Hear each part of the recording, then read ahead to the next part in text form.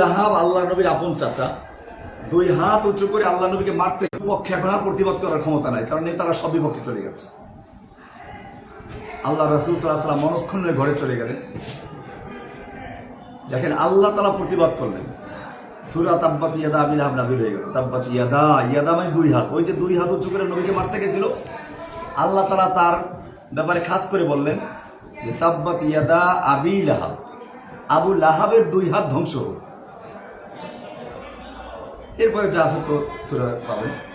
প্রশ্ন হচ্ছে এখন এইখানে লা ইলাহা ইল্লাল্লাহর মধ্যে কি ছিল, যে কারণে একটু আগে যারা আল্লাহ নবীর এত হিতাকাঙ্ক্ষী, যা বলবে তাই মেনে নিবে, আর ওই একটা কথা বলার পর সব বিগড়ে গেল। কারণটা কি?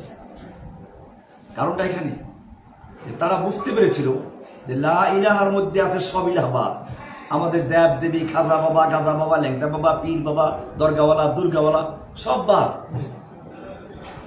লা ইলাহা মানে আমার অন্তর থেকে সব খাজা বাবাকার সব উচ্চারণ করতে হবে। এই দেব দেবীর কোনো ক্ষমতা নাই, ইল্লাল্লাহ একমাত্র আল্লাহ। এইটা তারা ভালো করে বুঝতে পারলো, এই জন্য প্রতিবাদ করলো। এইটাই ইসলামের মূল বাক্য, এইটাই আমাদের সমস্যা।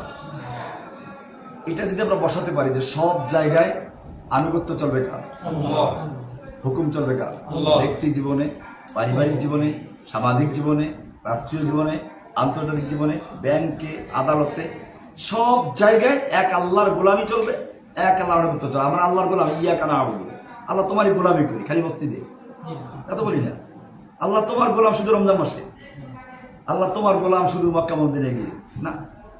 আর ইয়াকা না'বুদু, আমরা তোমার গোলামি করি সর্বক্ষেত্রে।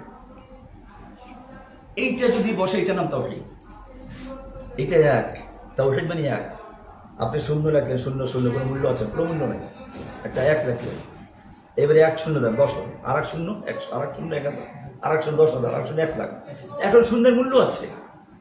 ঠিক নামাজ, রোজা, হজ, যাকাত, ইবাদত, নফল, ফরজ যত আছে সব হচ্ছে শূন্য, জিরো। তাওহীদের বীজ রোপণ করার জন্য আপনাদের দরকার। আল্লাহ তাআলা কবুল করুন। আমিন।